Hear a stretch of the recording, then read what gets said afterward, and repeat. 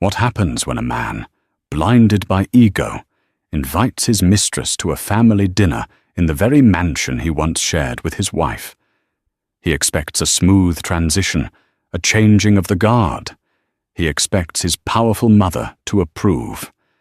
But he never expected his mother's definition of loyalty. In one evening, a multi-million-dollar empire is shaken, a life of luxury is upended, and the woman he discarded is given the ultimate power. This is a story of betrayal, hidden motives, and the devastating consequences of underestimating the women you wrong. Get ready, because this dinner is just the beginning. The air in the Blackwood mansion was always thick with the scent of old money and unspoken resentments.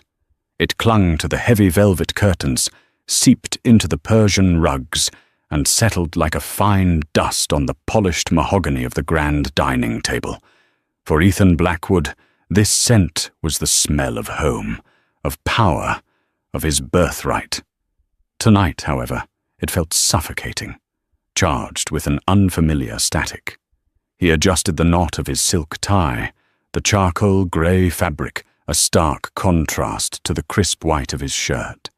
He was a man sculpted by privilege, with a jawline as sharp as his business acumen and eyes the colour of a stormy sea, currently clouded with a mixture of arrogance and a faint, unacknowledged flicker of apprehension. 6 months? It had been 6 months since the divorce from Dr. Aris Thorne was finalized. 6 months since she had walked out of this very mansion, not with a torrent of tears as he had expected, but with a quiet dignity that had unsettled him more than any screaming match could have.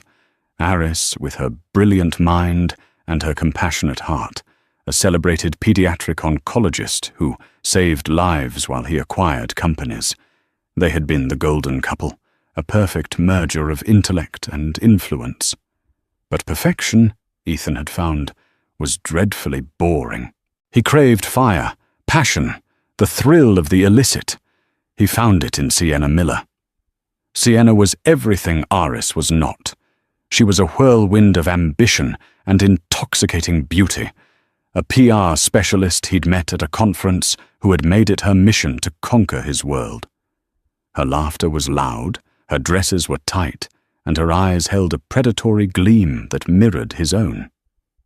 She was a conquest, a beautiful, glittering prize that made him feel young and virile, a stark contrast to the comfortable, almost fraternal, love he'd shared with Aris in their later years.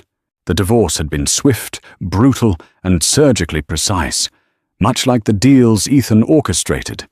He had been generous, of course, a downtown condo with a spectacular view, a financial settlement that would ensure Aris never had to work again, though he knew she would. Her work was her calling, and a clean break. He had given her everything she was entitled to, and in his mind, that absolved him of all guilt. He had moved on. It was time everyone else did too, which brought him to tonight, the dinner, a simple, intimate affair. Just himself, his mother, Eleanor, and Sienna. It was a necessary step, a formal presentation of the new woman in his life. His mother's approval was not just a courtesy. It was a cornerstone of the Blackwood empire. Eleanor Blackwood, the matriarch, held the purse strings and the final word. She was a woman of formidable intellect and an even more formidable will who had steered the family's wealth through recessions and betrayals with an iron fist clad in a velvet glove. "Everything looks perfect, Mrs. Davies," he said, his voice echoing slightly in the cavernous dining room. The table was set for 3, with the family's finest china and silver gleaming under the soft light of the crystal chandelier. The elderly housekeeper, who had been with the family since before Ethan was born, gave a tight-lipped nod. Her eyes, however, held a story of their own. They had seen Aris plan charity galas at this very table, her laughter warming the cold, formal space. Mrs. Davies did not approve, but her disapproval was as silent and starched as her uniform. A sleek black car crunched on the gravel driveway. Ethan's heart gave a slight, traitorous leap. Sienna. He smoothed his suit jacket and walked to the grand foyer, composing his features into a mask of confident charm. Sienna emerged from the car like a movie star stepping onto a red carpet. She wore a crimson dress that hugged her every curve, a bold statement against the muted elegance of the mansion. Her blonde hair was styled in perfect waves, and her smile was dazzling, a weapon she wielded with expert precision.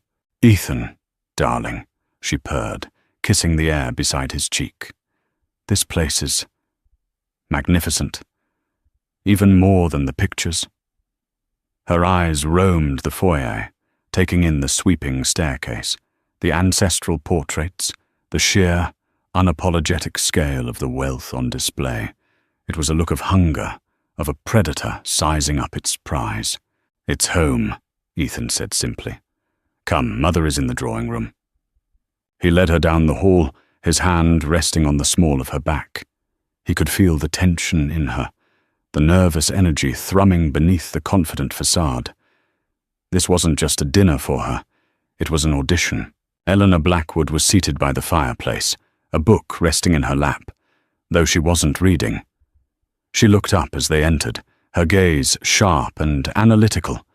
She was a handsome woman in her late 60s, her silver hair coiffed perfectly, her posture regal. She wore a simple but exquisitely tailored navy blue dress, adorned only by a string of pearls and the large, formidable diamond of her wedding ring. "Mother," Ethan said, his voice a little too loud. "This is Sienna Miller. Sienna, my mother, Eleanor Blackwood." "It's an honor to meet you, Mrs. Blackwood," Sienna said, her voice smooth as honey. She extended a perfectly manicured hand. Eleanor looked at the hand for a moment, before slowly, deliberately, extending her own. Her grip was surprisingly firm. "Miss Miller," she said, her voice cool and neutral. Her eyes, the same stormy grey as her son's, did a slow, deliberate sweep of Sienna, from the expensive shoes to the professionally highlighted hair. It was not a glance of welcome, but of appraisal. An appraisal of an asset, or perhaps a liability. "Ethan has told me so much about you," Sienna continued, undeterred. "Your work with the Arts Foundation is truly inspiring." "Is it?" Eleanor replied, withdrawing her hand. "I find it's mostly paperwork and placating egos. Something I'm sure you know a little about, Miss Miller, given your profession." The barb, subtle but sharp, hung in the air. Ethan felt a muscle in his jaw tighten. This was not going to be as simple as he'd hoped. He had expected a certain frostiness, but this was a glacial chill. "Shall we go in for dinner?" he interjected, desperate to move them to the more structured environment of the dining table. As they settled into their seats, the silence was broken only by the clinking of silver against china. The first course was served, a delicate lobster bisque. Sienna, to her credit, navigated the complex array of cutlery with ease, launching into an animated story about a recent PR campaign. She was charming, witty, and beautiful. She was, on paper, a perfect partner for a man of his stature. So why did her presence here feel so jarringly wrong? It was like hanging a garish modern art print in the middle of the Louvre. As Sienna spoke, Ethan's gaze drifted to the fourth place setting. He had explicitly told Mrs. Davies that there would be only 3 for dinner. He shot a questioning look towards the housekeeper, who was standing stoically by the sideboard. She gave a barely perceptible shake of her head, her eyes flicking towards Eleanor. It was his mother's doing. Before he could ask, the sound of the front door opening and closing echoed from the foyer. Heavy, familiar footsteps approached the dining room. Ethan's blood ran cold. He knew those footsteps as well as he knew his own heartbeat. The dining room doors swung open, and there stood Dr. Aris Thorne. She was not dressed for a formal dinner. She wore simple black trousers and a soft cashmere sweater the color of cream. Her dark, curly hair was pulled back in a loose knot, and her face was devoid of makeup. She looked tired, the way a doctor looks after a long, difficult day. But as her eyes met his, they were clear, steady, and held a strength that Sienna's manufactured confidence could never hope to match. She stopped in the doorway, her gaze taking in the scene. Ethan, frozen in his chair. Sienna, her fork halfway to her mouth, her face a mask of confusion and fury. And Eleanor, who looked at Aris, and, for the first time that evening, smiled. A genuine, warm smile. "Aris, darling," Eleanor said, her voice laced with an affection that had been starkly absent just moments before. "Thank you for coming. We were just about to start." The silence that descended upon the dining room was heavier than the ancestral portraits that lined the walls. It was a thick, suffocating blanket of shock, fury, and bewilderment. Ethan felt as if the air had been sucked from his lungs.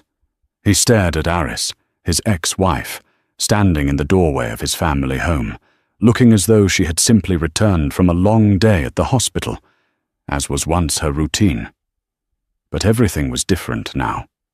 He had made sure of that. Sienna was the first to recover, her PR training kicking in to smooth over the social grenade that had just detonated. She placed her fork down with a delicate clink, her crimson-lacquered nails a stark slash of colour against the white tablecloth. A tight, brittle smile stretched across her lips. "Well, this is a surprise," she said, her voice a carefully modulated purr, though her eyes, fixed on Aris, were chips of ice. "Ethan, you didn't mention we'd have another guest." Ethan couldn't find his voice. His gaze was locked on his mother. Eleanor sat at the head of the table, the picture of serene composure, her expression giving nothing away. This was her move, her game. And he, his mistress, and his ex-wife were merely pieces on her board. Aris, however, seemed unfazed. Her eyes, which held a deep, weary wisdom that always made Ethan feel like a petulant boy, scanned the room and settled on Eleanor. "Eleanor," she said, her voice calm and steady, a soothing balm in the charged atmosphere. "You said it was urgent." "It is," Eleanor replied simply, gesturing to the empty seat beside her, the seat that had always been Aris's. "Please join us." With a quiet grace that felt like a rebuke to Sienna's flamboyant presence, Aris walked to the table. She didn't look at Ethan as she passed, a deliberate omission that stung more than any accusation. She nodded politely at Sienna, a gesture of civility that was somehow more insulting than outright hostility. As she sat, Mrs. Davies materialized at her side, pouring her a glass of water with a familiarity that spoke volumes. "I must apologize for my attire," Aris said, her gaze directed at Eleanor. "I came straight from the hospital. One of my patients, a little boy with neuroblastoma, had a difficult reaction to his latest chemo round." She spoke of life and death matters with a casual gravity that made Sienna's earlier chatter about brand synergy and market penetration seem utterly frivolous. "And how is little Leo now?" Eleanor asked, her tone laced with genuine concern. "Stable for now. We're hopeful," Aris said, a faint, tired smile touching her lips. "He's a fighter." Ethan watched the exchange, a knot of something ugly and unfamiliar tightening in his gut. It was jealousy.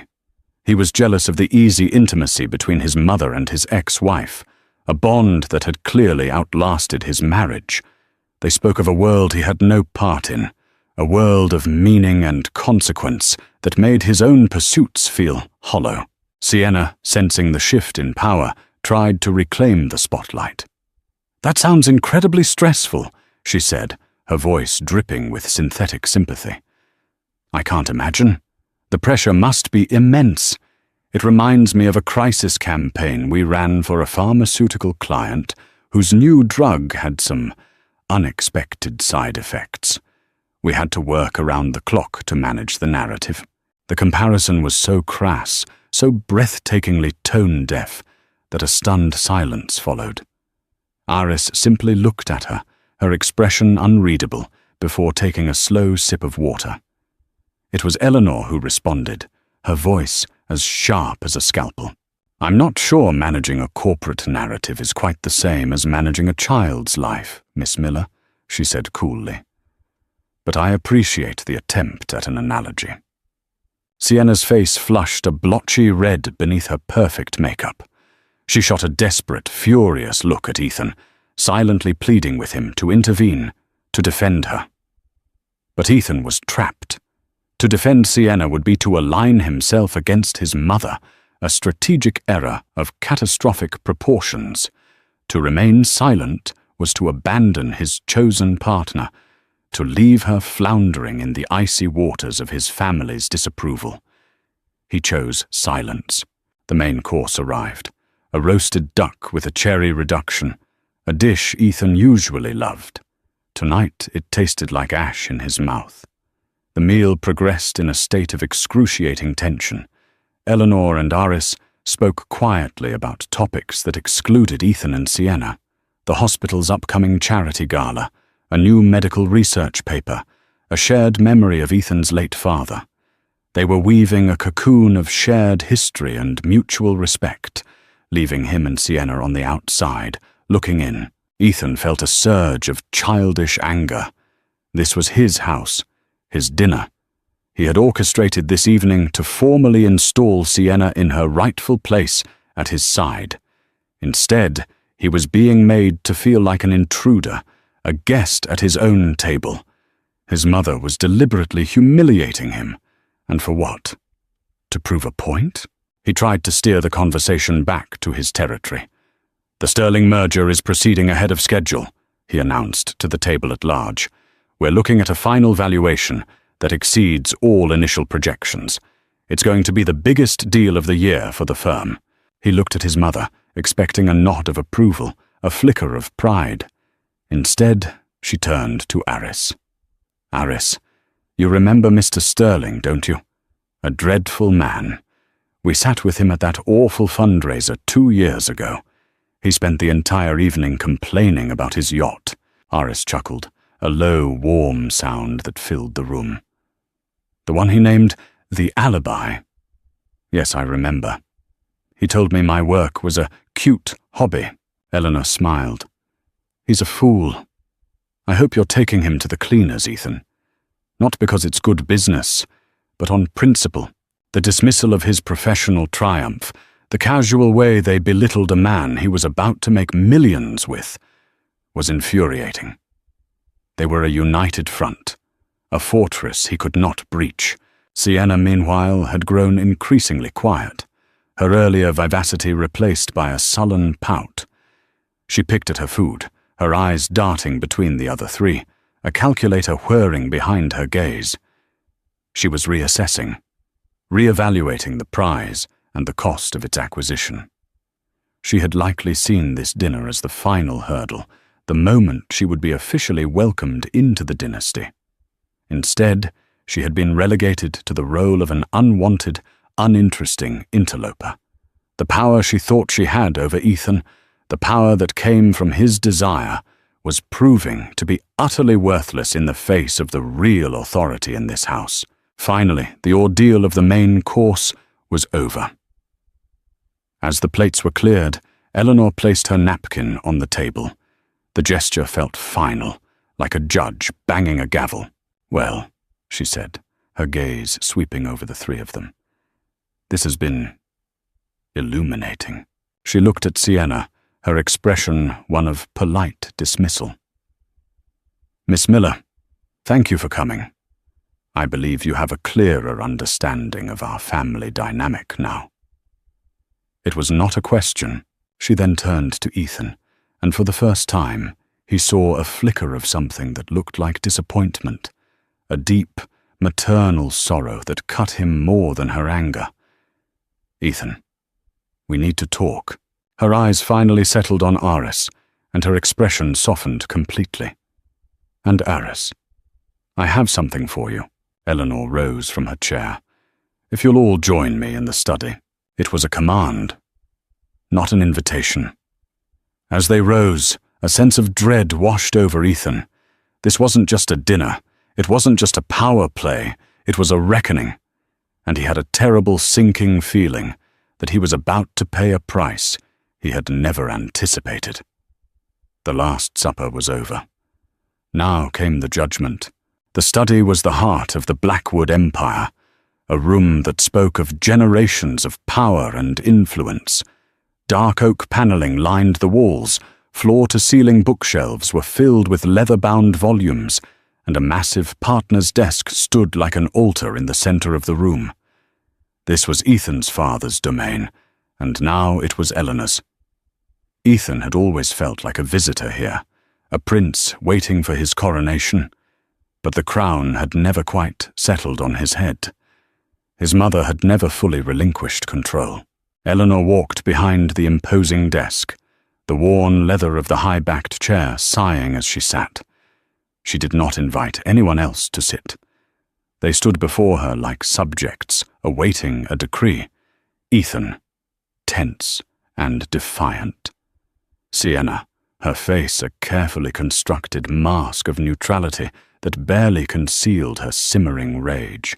And Aris, quiet and watchful, her stillness a stark contrast to the nervous energy radiating from the other two. From a locked drawer in the desk, Eleanor retrieved a single thick folder. She placed it on the polished surface with a soft thud that echoed in the silent room. Her movements were deliberate, imbued with a sense of ceremony. She steepled her fingers, her sharp, intelligent eyes fixing on her son. "Ethan," she began, her voice devoid of its earlier chill, now possessing a weary, almost clinical precision. "For the past year, I have watched you. I watched you grow distant from a wife who was your intellectual and moral superior in every conceivable way. I watched you become infatuated with—" She paused, her gaze flicking to Sienna with dismissive brevity. "A woman who sees you not as a partner, but as a stepping stone, an acquisition. And you, blinded by a midlife crisis of staggering cliché, were too arrogant to see it." Sienna gasped, a small, indignant sound. "Now wait just a minute. You will be silent, Miss Miller," Eleanor cut in, her voice dropping to a lethally quiet register. "You are a guest in this house. For now." Sienna's mouth snapped shut. Her eyes blazed with fury, but she held her tongue. She looked at Ethan, a silent demand for him to defend her honor. Ethan's jaw was clenched so tightly a muscle pulsed in his cheek. He wanted to rage, to shout, to tell his mother she had no right. But the words died in his throat. He was paralyzed by the sudden, terrifying realization of his own powerlessness. Eleanor returned her attention to Ethan. "I had hoped you would come to your senses, that the divorce would be a shock to your system, a moment for self-reflection. Instead, you doubled down on your folly. You sought to install your mistress in Aris's place, in this house, at my table. You believed that your wealth and your name could simply erase your transgressions, that you could swap out one woman for another as if changing a suit. You have shown a profound lack of judgment, character, and, most importantly, loyalty. Not just to Aris, but to the legacy your father and I built. A legacy built on integrity, not impulse." Each word was a hammer blow, dismantling the facade of the powerful, confident man Ethan believed himself to be. He felt stripped bare, exposed as a foolish, reckless boy in front of his mother, his ex-wife, and the woman he'd chosen over her. The humiliation was a physical thing, a hot, coiling serpent in his stomach. "What is this, Mother?" he finally managed to say, his voice strained. "A lecture? A public shaming?" "It is a course correction," Eleanor stated calmly. She slid the folder across the desk. It stopped directly in front of Aris. Aris looked down at the folder, then up at Eleanor, her brow furrowed in confusion. "Eleanor, what is this?" "Open it," Eleanor instructed gently. With hesitant fingers, Aris untied the ribbon and opened the folder. Inside was a single, heavy document, filled with dense legal text. At the top, in bold letters, were the words, "Deed of Gift." Ethan's eyes widened. He stepped forward, trying to see the document, a cold dread creeping up his spine. "A deed? A deed to what?" Aris's eyes scanned the page, her expression shifting from confusion to utter disbelief. She looked up, her mouth slightly agape, and her gaze met Ethan's. In her eyes, he saw not triumph, but a profound and bewildering shock. "This house," Aris whispered, the words barely audible. "The deed. It's for this house." The silence in the room was absolute, broken only by the frantic pounding of Ethan's heart. It couldn't be. It was impossible. The Blackwood mansion, the ancestral home, the symbol of their dynasty for over a century, was his birthright. It was to be passed down to him, and then to his children, the children he and Aris were supposed to have had. "You're joking," Ethan said, a harsh, disbelieving laugh escaping his lips. "This is some kind of sick joke." "I have never been more serious in my life," Eleanor said, her voice like granite. "The house was mine to give. It was part of my family's estate before I ever married your father. I have held the deed in my name alone for 40 years. And now, I am giving it to the person I trust to honor its legacy. I am giving it to Aris." Sienna finally broke. "You can't do that!" she shrieked, her carefully crafted composure shattering into a million pieces. "This is Ethan's house. This was supposed to be our house." The raw, possessive greed in her voice was startlingly ugly. In that moment, all pretense fell away, revealing the transactional nature of her affection. She wasn't fighting for Ethan. She was fighting for the real estate. Eleanor looked at her with something akin to pity. "It was never going to be your house, Miss Miller. You were a temporary diversion. Nothing more." Ethan felt the floor drop out from beneath him. He stumbled back, his hand finding the edge of the desk for support.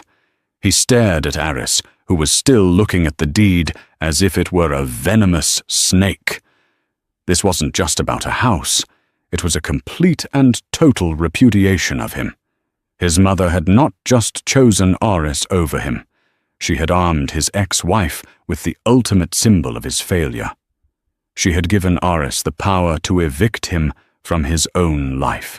"Why?" Ethan choked out, the word raw with pain and betrayal. "Why would you do this to me?" Eleanor's stern facade finally cracked, and a deep maternal sadness filled her eyes. "Because you left me no choice, Ethan. You were destroying yourself, and you were tarnishing our name. I did this to save you from yourself. Sometimes a man has to lose everything to understand what is truly of value." She rose from her chair and walked around the desk to stand beside Aris. She placed a gentle hand on Aris's shoulder. "The house is yours, Aris," she said softly, her voice for Aris alone. "Free and clear. There are no conditions. You can live in it, sell it, or burn it to the ground. It is your decision. You are the only one I trust to make the right one." Aris looked from the deed in her hands to the stunned face of her ex-husband, and then to the furious, contorted features of his mistress. She held the power now. All of it. The deed was not just paper and ink. It was justice. It was revenge. It was a burden of unimaginable weight. And in the deafening silence of the study, she had no idea what she was going to do with it. The immediate aftermath was a symphony of chaos conducted in the key of disbelief. The study, once a sanctuary of quiet power, became a pressure cooker of raw, unfiltered emotion. The deed lay on the desk, a silent testament to the bomb Eleanor had just detonated, its legal jargon a death sentence to one life and the bewildering birth of another. Sienna was the first to explode, her shock curdling into a venomous rage. Her carefully constructed persona of the charming, supportive partner disintegrated, revealing the grasping, furious woman beneath. "This is insane! It's theft!" she screamed, her voice shrill and ugly. She rounded on Ethan, her perfectly manicured finger jabbing at his chest. "Are you going to let her do this? Are you just going to stand there and let her give our future to her?" The possessive pronouns, our future, hung in the air, suddenly sounding hollow and transactional. Ethan flinched, not from her touch, but from the raw avarice in her eyes. For the first time, he saw Sienna not through the haze of infatuation, but through the cold, clear lens of his mother's assessment. He saw a woman who had attached herself to his wealth, not his heart. The realization was a sickening jolt, a splash of icy water to the face. "Sienna, stop it," he mumbled, his voice weak, unfamiliar to his own ears. He felt hollowed out, a marionette whose strings had been cut. "Stop it?" she shrieked, her laugh high and hysterical. "You've just been publicly castrated by your own mother, and you're telling me to stop it? She gave your home, your legacy, to the woman you left. Don't you see the humiliation? She's laughing at you. They both are." Sienna's gaze shot to Aris, who was still standing by the desk, the deed held loosely in her hand. Aris looked pale, stunned, as if she'd been struck by lightning. There was no triumph in her expression, no hint of laughter. There was only a profound, overwhelming shock.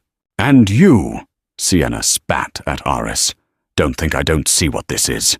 You played the long game, didn't you? The poor, abandoned wife, cozying up to the lonely old matriarch. You manipulated her." Aris finally looked up, her eyes focusing on Sienna as if seeing her for the first time. The weariness in her expression was replaced by a flash of steel. "You and I are very different, Sienna," Aris said, her voice quiet but carrying an immense weight. "You see a prize to be won. I see a family being destroyed. You think this is about a house. It's not." She looked down at the deed in her hand, her expression one of deep conflict. "I don't know what this is, but it's not a victory." The quiet dignity of her response seemed to infuriate Sienna even more. She turned back to Ethan, her last desperate gambit. "Ethan, fix this. Call your lawyers. Sue her. Do something." But Ethan was no longer listening to Sienna. His world had narrowed to two people: his mother, who stood like a marble statue of judgment, and his ex-wife, who now held the keys to his entire life in her hands. He felt a primal rage building, a desperate need to reclaim his dominance, to reassert his place at the top of the food chain. He pushed past Sienna and confronted his mother. "How could you?"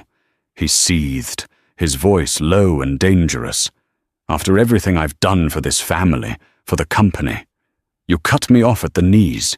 You humiliate me in front of them. You hand the heart of our family to an outsider." "An outsider?" Eleanor's voice was laced with disbelief. "Aris has been more of a daughter to me for the past 10 years than you have been a son. She has upheld our values while you have trampled them. She saved lives while you collected assets. She's not the outsider here, Ethan. You are." The truth of her words was a physical blow. He had become an outsider in his own home, in his own family. The realization was so profound, so devastating, that his anger momentarily gave way to a vast, empty chasm of despair. He turned his gaze to Aris, a different emotion now swirling in the toxic cocktail of his feelings, a desperate, pathetic plea for understanding. "Aris, You can't accept this. You know it's wrong. This is my home. Aris looked at him, and for a moment he saw a flicker of the old Aris, the woman who had once loved him, the woman whose compassion was as boundless as her intellect. He saw pity in her eyes, and that was worse than her anger. Your home? She repeated softly. Was it my home, Ethan? When you were booking hotel rooms with her? When you were texting her from our bed? Was it my home then? Or was it just a beautifully decorated stage for your life, where I was just another prop? He had no answer. Her words were true, and the truth was a brutal, unforgiving thing. He had desecrated their shared space long before Sienna ever set foot in it. The tension in the room was unbearable. It was Aris who finally broke it. She carefully placed the deed back on the desk, her hands trembling slightly. "I need some air," she said, her voice strained. She looked at Eleanor. I can't think about this right now. This is too much." "Of course, my dear," Eleanor said gently. Aris turned and walked out of the study, her footsteps silent on the thick rug. She didn't look back. The moment she was gone, the fragile truce shattered. Sienna, realizing she had lost, that her investment in Ethan Blackwood had just declared bankruptcy, let out a sound of pure, unadulterated fury. "Fine," she snarled, grabbing her expensive clutch from a side table. "This is a circus. I'm done." She glared at Ethan, her eyes filled with contempt. "When you've grown a spine, you know where to find me. But don't take too long. I have other offers." With that, she stormed out of the study and out of the house. The slam of the front door was a definitive, resounding end to their affair. Ethan knew it, and he was surprised to find that he felt nothing but a hollow, ringing emptiness. He was alone in the study with his mother. The silence was deafening. The deed still lay on the desk, a ticking time bomb between them. "What have you done?" he whispered, the fight gone out of him, replaced by a chilling sense of loss. "I have given you a chance, Ethan," Eleanor said, her voice softening, the hard edges of the matriarch giving way to the sorrow of a mother. "A chance to start over, to rebuild. Not your portfolio, but your character. You have been living in a gilded cage, and you have forgotten how to fly. Or perhaps you never learned." She walked to the window, looking out at the manicured lawns, now shrouded in darkness. "This house, it's a weight. It's a responsibility. It was crushing your father, and it was crushing you. You were so concerned with possessing it that you forgot to live in it." Ethan sank into one of the leather armchairs, the one his father used to sit in. He felt small, insignificant. He had lost his wife, his mistress, and his home in the space of an hour. He had been stripped of everything that defined him. His wealth, his power, his name. They all felt like a costume he had been wearing, and his mother had just ripped it off. He looked at the deed on the desk. Aris had left it. She hadn't taken it. A tiny, irrational flicker of hope ignited within him. Maybe she would refuse it. Maybe she would see this as the cruel, manipulative act it was and reject it out of principle. But as he sat there, in the ruins of his life, another, more terrifying thought emerged. What if she didn't? What if she accepted it? What if, tomorrow, Dr. Aris Thorne, the woman he had betrayed and discarded, became his landlord? The power imbalance, which had so defined his entire life, had been completely, devastatingly inverted. And he had no idea how to live in a world where he was not in control. The days that followed the dinner were steeped in a new kind of silence. The old silence of the Blackwood mansion had been one of oppressive formality and unspoken rules. This new silence was one of absence and uncertainty. It was the silence of a vacuum, a space where a life had been violently ripped out, and nothing had yet rushed in to fill the void. Ethan remained in the mansion, a ghost haunting the halls of his own former kingdom. He had half expected Aris to arrive with a lawyer and an eviction notice the very next day. He had braced himself for it, rehearsing speeches of righteous indignation in his head. But she never came. She didn't call. She didn't text. The deed remained in the study, a potent symbol of her power, yet she refused to wield it. Her inaction was a form of psychological warfare more effective than any legal maneuver. It left him in a state of suspended animation, unable to move forward, unable to go back. His mother, too, had retreated. She kept to her wing of the house, their paths crossing only occasionally in the vast, empty corridors. There were no more lectures, no more confrontations. She had fired her shot, and now she was waiting, observing, letting the consequences of her actions unfold. Her silence was one of patient expectation, and it unnerved Ethan more than her anger. Stripped of his usual distractions, the thrill of the deal, the ego-stroking presence of Sienna, Ethan was left with nothing but time and the echoing silence of his own thoughts. He wandered the house like a caged animal, from the grand ballroom where he and Aris had hosted their first charity gala, to the sun-drenched breakfast nook where she used to read medical journals on Sunday mornings. Every room held a memory of the life he had systematically dismantled. He found himself thinking about Aris, not as the wronged ex-wife or the new owner of his home, but as the woman he had once known. He remembered her passion for her work, the way her eyes would light up when she talked about a breakthrough in a patient's treatment. He remembered her quiet strength, her unwavering moral compass, her ability to find joy in the smallest things, a rare bird in the garden, the first snowfall of winter, a perfectly brewed cup of tea. These were the parts of her he had found. Comfortable, predictable, and ultimately boring. Now, in their absence, he felt a profound and aching void. One afternoon, driven by an impulse he didn't fully understand, he found himself in her old walk-in closet. It had been cleared out, of course. The racks were empty, the shelves bare, but the scent of her remained, a faint, lingering fragrance of lavender and old books. It was a scent of quiet contentment, a scent he had taken for granted and now desperately missed. On the floor, in a forgotten corner, lay a single, small object, a worn, leather-bound copy of Persuasion by Jane Austen, her favorite novel. He picked it up, the cover soft and supple from years of being read and reread. He opened it, and a small, pressed flower fell out from between the pages, a daisy from the mansion's garden. A memory, sharp and painful, pierced through him. A lazy summer afternoon, years ago, when they were still happy, when he had picked that daisy and tucked it into her hair. The small, simple gesture of love felt like a relic from another lifetime, a testament to a man he no longer was.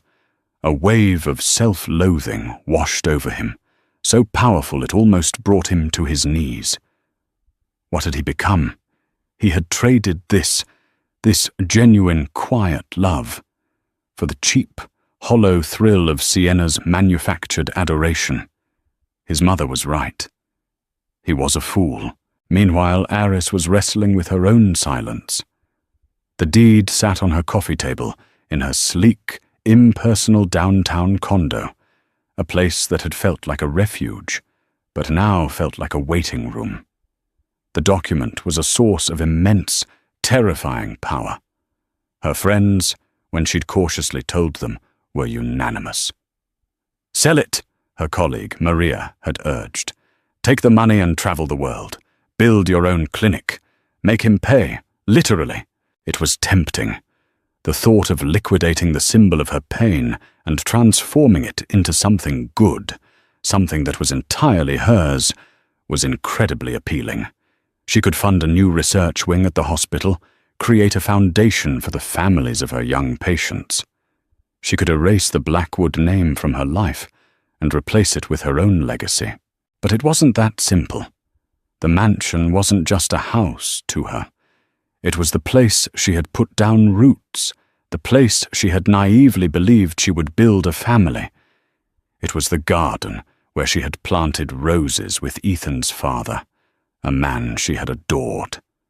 It was the library where she had spent countless hours, finding solace in books when the losses at the hospital became too much to bear. It held memories, both beautiful and painful, that were inextricably woven into the fabric of her life. To sell it felt like selling a part of herself. And then there was Eleanor. Iris knew that giving her the house was not an act of charity. It was a strategic move, a desperate attempt by a mother to save her son from himself. Eleanor had placed an immense burden on her shoulders, trusting her to be the catalyst for Ethan's redemption. It was a trust that Iris felt deeply, but also resented. It was not her job to fix the man who had broken her. After a week of agonizing indecision, she knew she couldn't continue in this limbo. She had to face him. She had to see the house again, not as a memory, but as a reality, as a piece of property she now controlled.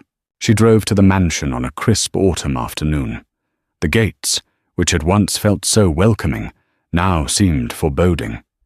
She didn't use the key Eleanor had given her, but rang the bell instead. It was Ethan who answered the door. He looked diminished. The arrogant swagger was gone, replaced by a weary uncertainty. He was wearing an old university sweatshirt and jeans, a far cry from his usual bespoke suits. His eyes, when they met hers, were filled with a mixture of fear, hope, and a deep, unsettling vulnerability. "Iris," he said, his voice hoarse. "Ethan," she replied, her tone even. "I think we need to talk." He stepped aside, letting her into the grand foyer. The silence of the house enveloped them. It was no longer his house to welcome her into, nor was it hers to claim. They were two strangers in a place that had once been their shared universe. "I haven't decided what to do," she said, breaking the silence, getting straight to the point. "I know," he said. "The waiting has been difficult." She led the way to the drawing room, the site of their disastrous dinner. She didn't sit, but stood by the large windows, looking out at the gardens. "I came to see the house, to try and figure out what it means to me now." Ethan stood awkwardly in the middle of the room, his hands shoved in his pockets. "And what does it mean to you?" he asked, his voice barely a whisper. Iris turned to face him, her expression serious, searching. "I'm not sure yet. Part of me wants to sell it and never look back. Part of me feels a responsibility to your mother and to your father's memory. And part of me..." She trailed off, her gaze softening with a sadness that was profound. "Part of me remembers the man who picked a daisy and put it in my hair in that garden. I don't know who that man is anymore, Ethan. I don't think you do either." Her words hit him with the force of a physical blow. She wasn't talking about the house anymore. She was talking about him, about the man he had lost somewhere along the way. For the first time in his life, Ethan Blackwood had no strategy, no counteroffer, no clever move to make. He was stripped of all his defenses, standing before the woman he had wronged, who now held all the power. And in that moment of complete vulnerability, a single, terrifying, and yet liberating thought surfaced. He had to find that man again. Not for her, not for his mother, but for himself. "I know," he said, his voice cracking with an emotion he couldn't name. "I want to find him, too." The silence that followed was different again. It was no longer empty or tense. It was fragile, tentative, and held the faintest, most delicate glimmer of a new beginning. The conversation in the drawing room did not magically solve anything. There was no tearful reconciliation, no grand gesture of forgiveness. But it did shift the tectonic plates of their broken relationship. The raw, open wound of betrayal was still there, but the air of hostility had been replaced by a fragile, uncertain truce. Oris left the mansion that day without a decision, but with a new, unsettling clarity. The question was no longer just what to do with the house, but what to do with the man who came with it. She began to visit the mansion more frequently, always during the day, always with a purpose. She told Ethan and herself that she was taking inventory, assessing the property's condition for a potential sale. It was a practical, logical reason that provided a necessary shield for the much more complicated, emotional reality. She walked through the rooms with a clipboard, making notes. But what she was truly documenting were the ghosts of her past and the shadow of a possible future. Ethan, in turn, became a reluctant custodian, a groundskeeper in his own former paradise. He watched her from a distance, giving her space. He saw her in the garden, her fingers gently touching the petals of the roses his father had planted. He saw her in the library, running her hand over the spines of books they had once read together. He saw a woman not gloating over her prize, but mourning a loss. His loss. Their loss. During these visits they began to talk. Not about the deed or the divorce or Sienna. They talked about small things, the leaky faucet in the upstairs guest bath, the family of hawks that had nested in the old oak tree, her work at the hospital, his tentative, clumsy attempts to find a new purpose. He had taken a leave of absence from the firm, a move that had sent shock waves through the financial world. He told her he was re-evaluating, a corporate euphemism for completely and utterly lost. One afternoon, she found him in the vast, state-of-the-art kitchen, attempting to make coffee. He looked so out of place, a captain adrift in his own galley. The man who could command a boardroom of sharks was baffled by a French press. "You're doing it wrong," she said, her voice startling him. "You're scalding the beans." He looked down at the steaming kettle with a frustrated sigh. "I've never had to make my own coffee before." The admission hung in the air, a stark confession of his lifelong privilege. The old Oris might have felt a surge of resentment, but the woman standing there now felt something else, a flicker of pity. He was like a man learning to walk again after a long illness. She walked over, took the kettle from his hand, and began to show him, her movements patient and precise. You have to let the water cool for a minute after it boils, and you pour it slowly in a spiral. Like this, as they stood side by side, their arms brushing, the simple domestic act felt both achingly familiar and entirely new. He was watching her hands, but he was also watching her face, the focused concentration in her eyes. He was seeing her again, not as a symbol of his past or a problem in his present, but as a person. "Thank you," he said when she was done, his voice quiet. "It's just coffee, Ethan," she replied, not unkindly.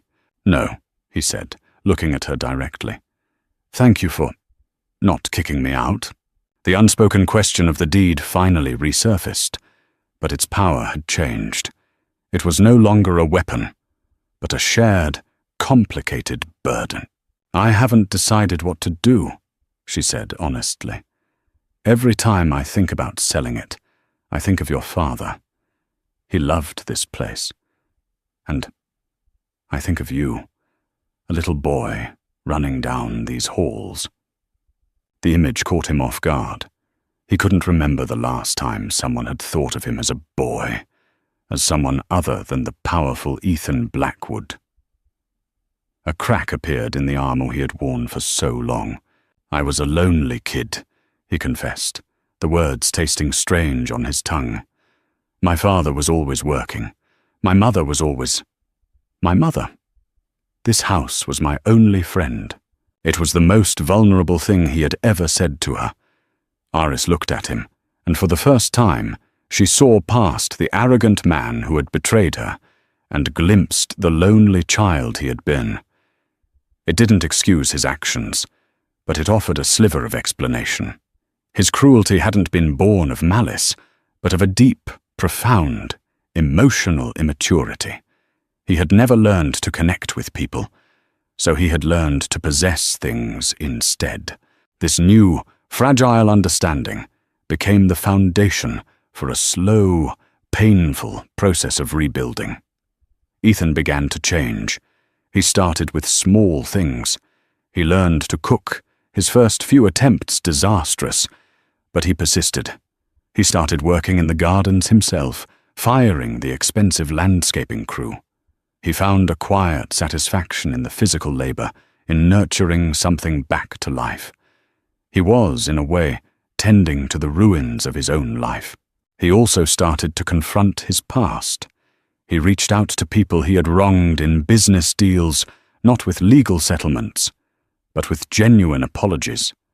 He began reading, not the Wall Street Journal, but the books from the library, the novels Iris had loved, the histories his father had collected.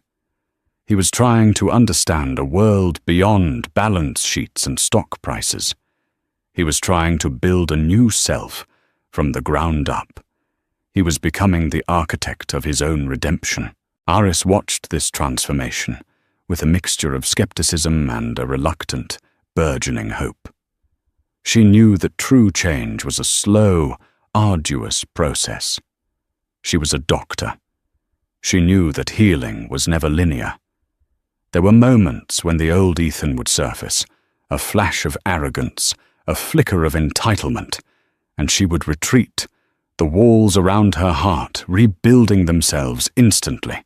But then there were other moments. The time he called her, his voice filled with genuine excitement to tell her the hawks had hatched. The afternoon she arrived to find he had successfully repaired the antique grandfather clock in the foyer, something even his father had never managed to do. The day he told her he had set up a blind trust to fund a new pediatric wing at her hospital, using his own personal money, with the sole condition that it be named after a patient she had lost.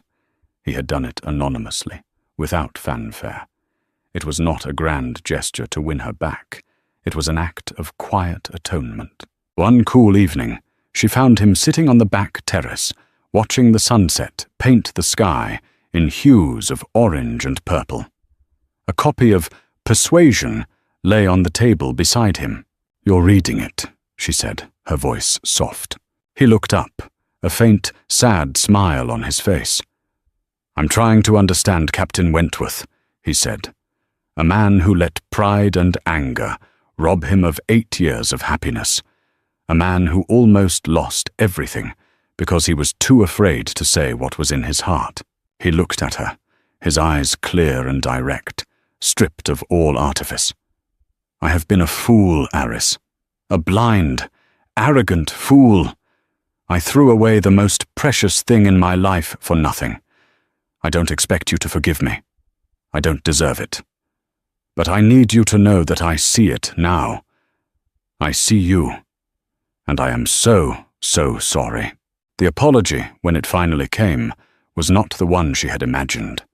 It was not dramatic or desperate.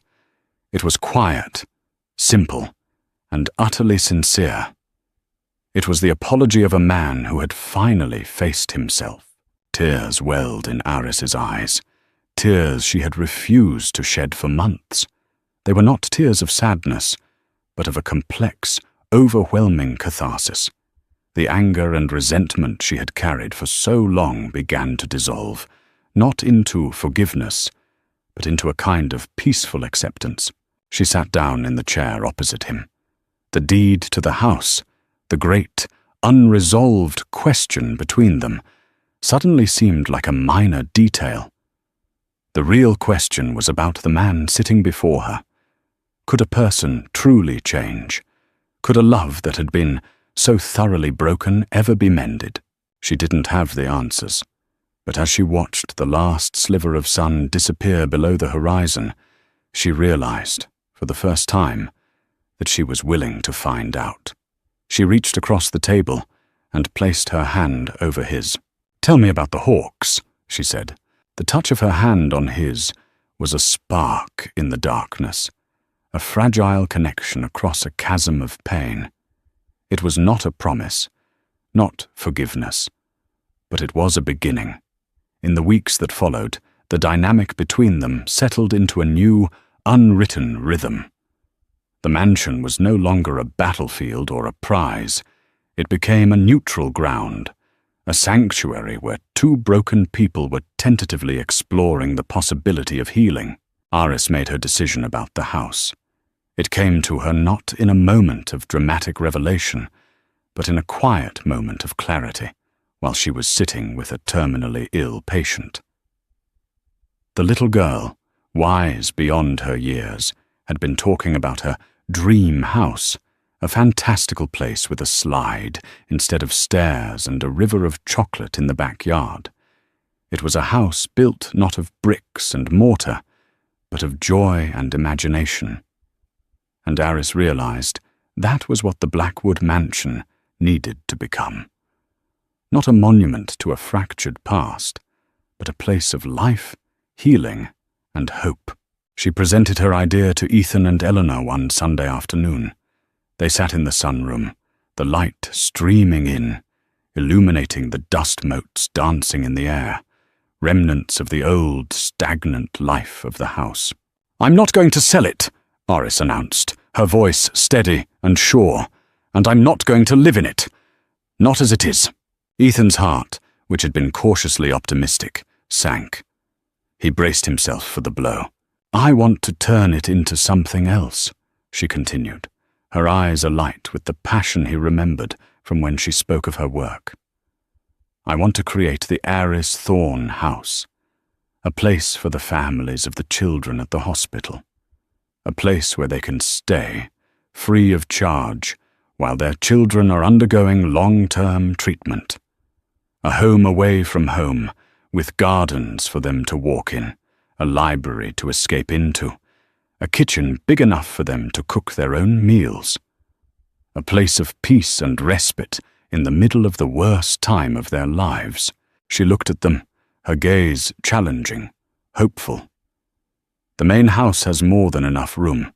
The east wing can be converted into private family suites.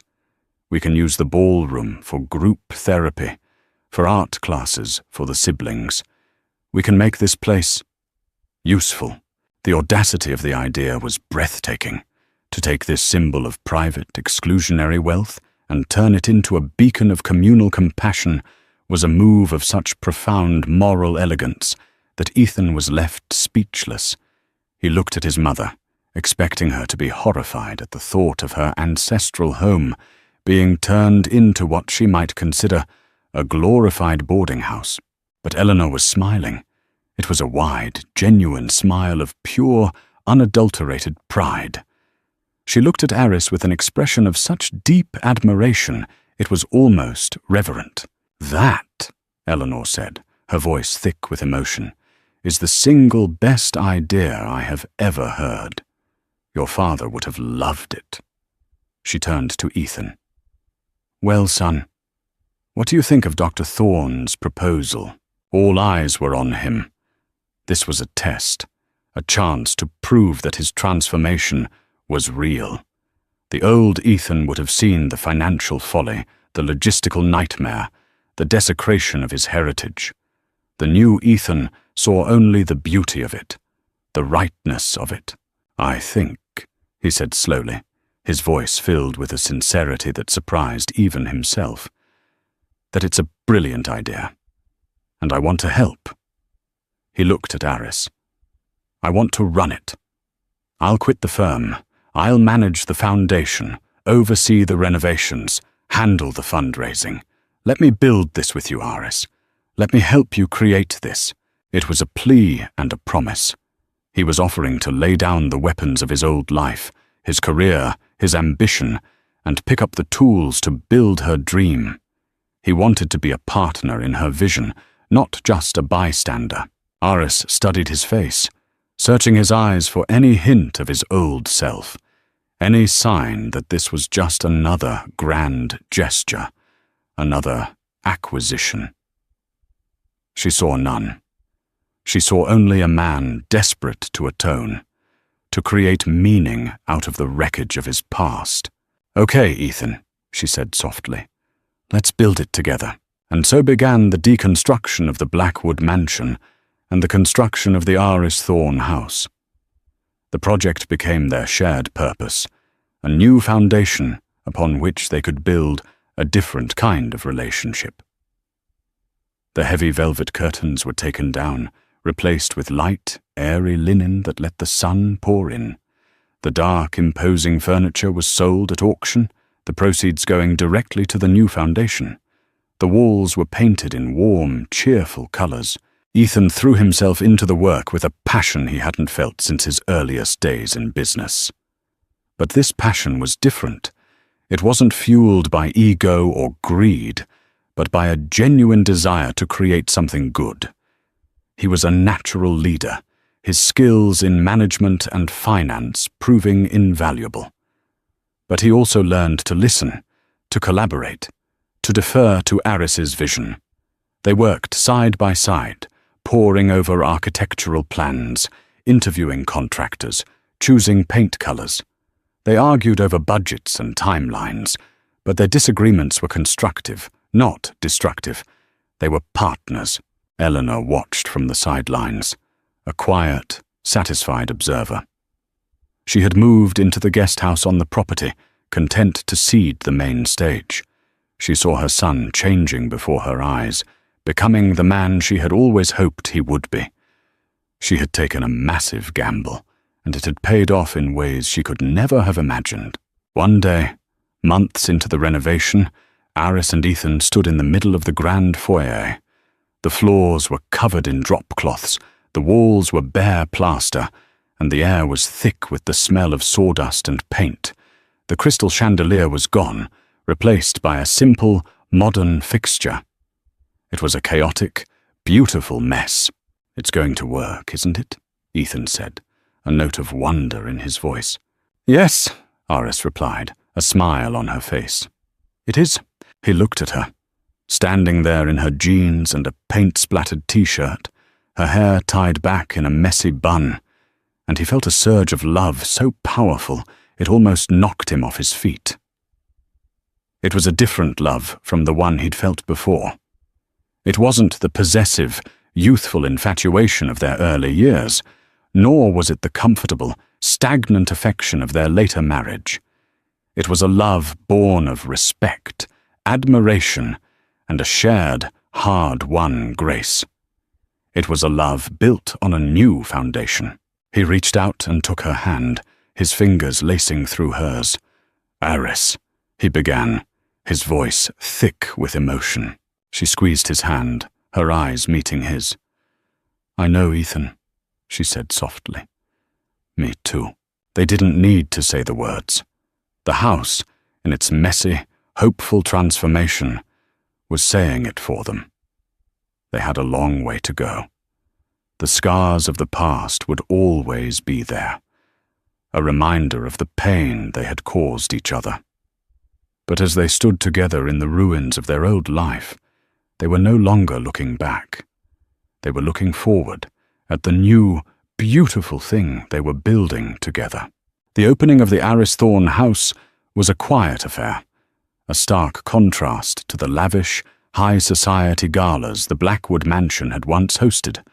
There were no reporters, no celebrities, just the hospital staff, a few key donors, and the first 3 families who would be calling the house their temporary home. The autumn sun cast a warm, golden glow on the building, which now seemed to breathe a lighter, more welcoming air. Aris stood on the newly built front porch, addressing the small crowd. She spoke not of fundraising goals or architectural details, but of hope, community, and the simple human need for comfort in times of crisis.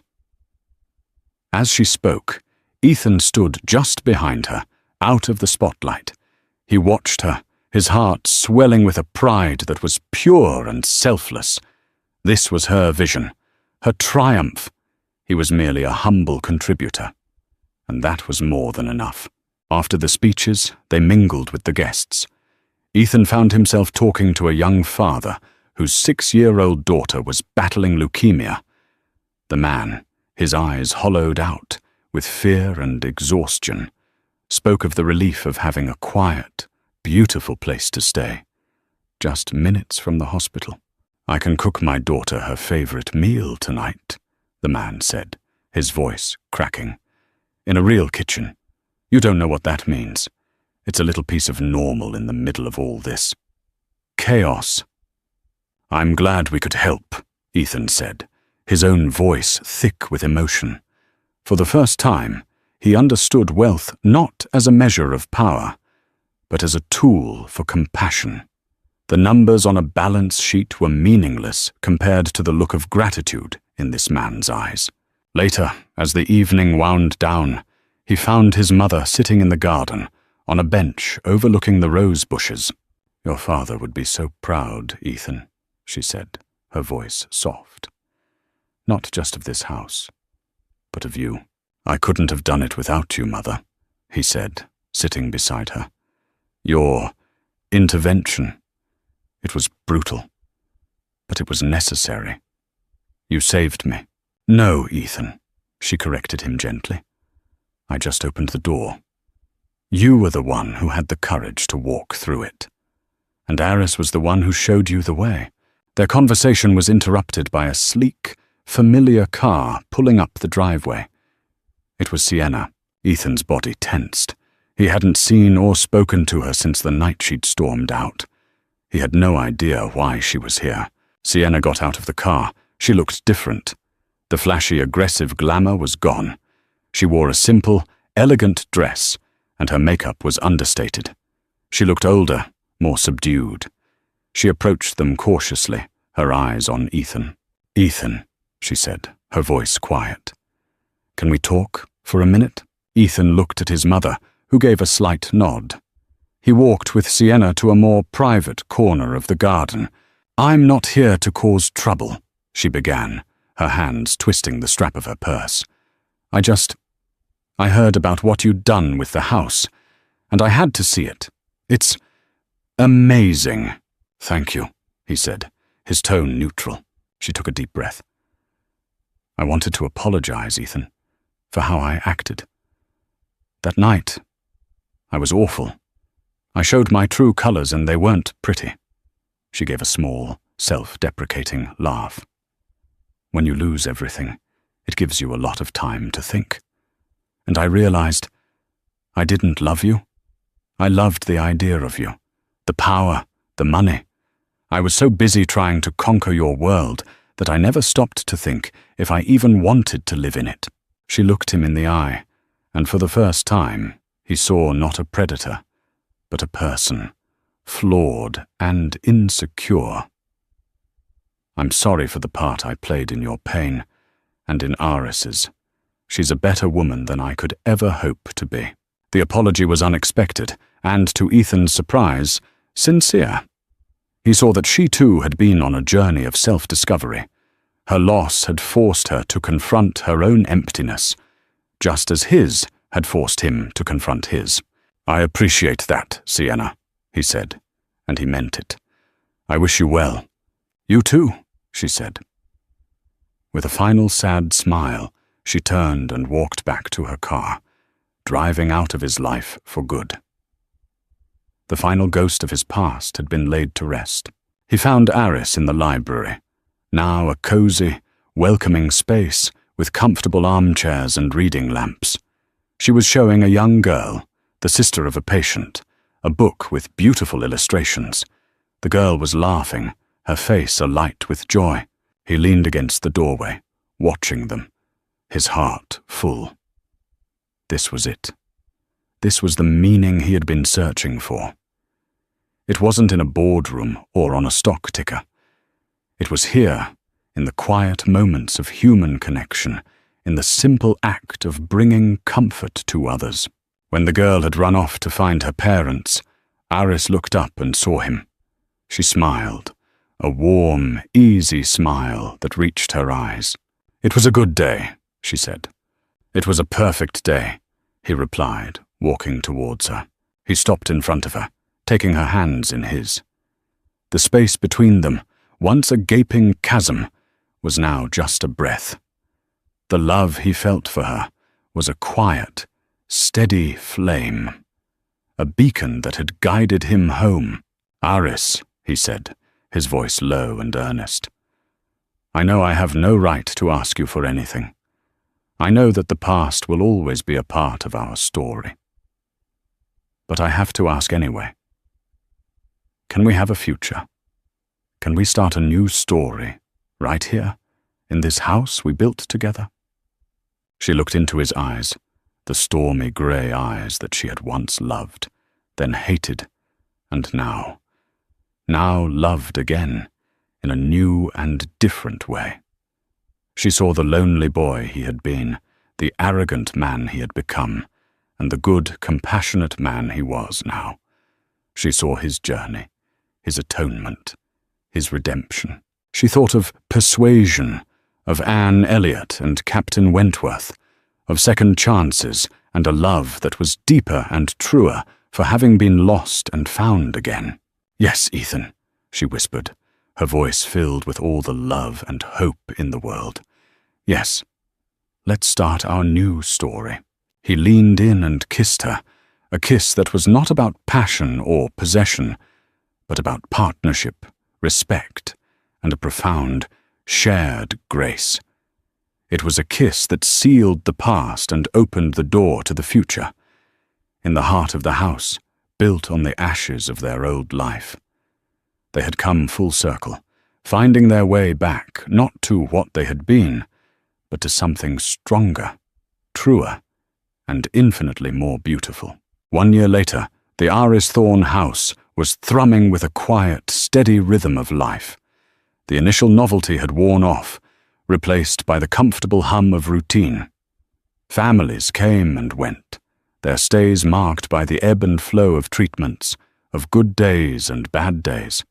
The house absorbed it all, the tears, the laughter, the whispered late-night conversations, the shared meals in the big, communal kitchen.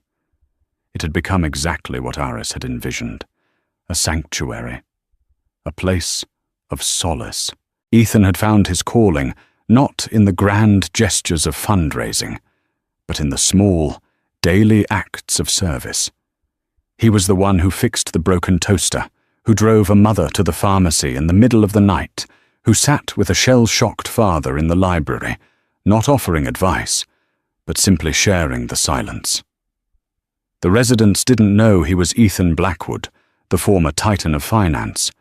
They just knew him as Ethan, the kind, quiet man who ran the house and always seemed to know what they needed before they asked.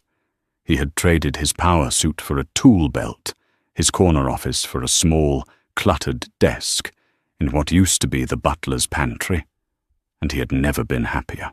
Aris continued her work at the hospital, but her life was no longer consumed by it. She left her work at the door when she came home each evening, home to the guest house on the property where she and Ethan now lived. Their life together was a quiet architecture of happiness, built on a foundation of shared purpose and mutual respect. They were not the golden couple they had once been. Their life was not a glossy magazine spread. It was real, messy, and infinitely more precious. Their love was not a fiery passion, but a deep, abiding partnership. It was in the way he brought her a cup of tea, just the way she liked it, after a long shift. It was in the way she would listen, really listen, as he talked about his day, celebrating the small victory of a repaired boiler or a child's smile. They had learned to communicate not just with words, but with gestures, with silences, with a shared understanding that had been forged in the crucible of their past. Eleanor, now in her twilight years, was a constant, gentle presence. She spent her afternoons reading to the children in the garden or teaching them to play chess in the sunroom. She had found a new role, not as the formidable matriarch of a dynasty, but as the beloved grandmother of this strange, wonderful, extended family. The hardness in her had softened, replaced by a serene contentment. She had gambled everything on her son's character, and in doing so had not only saved him, but had found her own redemption. One crisp autumn evening, exactly 2 years after that fateful dinner, Ethan and Arius sat on the back terrace of the main house, watching the residents prepare for a small Halloween party. Children in costumes ran across the lawn, their laughter echoing in the twilight. "Do you ever miss it?" Arius asked quietly, her head resting on his shoulder. "The old life, the deals, the power," Ethan thought for a moment, watching a little boy dressed as a superhero chase a girl dressed as a fairy. "No," he said, his voice filled with a certainty that was absolute. "I was playing a game, Arius, a game where you win by accumulating things, but I never felt like I had enough. Now," he gestured to the scene before them, "this is real, this has meaning. I don't own any of this, but I feel richer than I ever have in my life." He looked at her, his eyes full of a deep, unwavering love. "I spent so many years trying to build an empire. I didn't realize the only thing worth building was a life. With you." She smiled, her heart full. "We built a good one, Ethan Blackwood." "No," he corrected her, a gentle smile playing on his lips as he kissed the top of her head. "We built a great one. The past was not forgotten. The scars remained, a faint, silvery reminder of the pain they had endured and the lessons they had learned. But they were no longer a source of anger or regret. They were simply a part of their story, the story of how two people lost everything, only to find something far more valuable in the ruins. They had learned that true power wasn't in what you owned, but in what you gave away, and that the strongest foundations are not built on wealth or privilege, but on the quiet, resilient, and extraordinary power of love and second chances. And there you have it, a story of how a single dinner, a mother's bold move, and a deed to a house changed everything.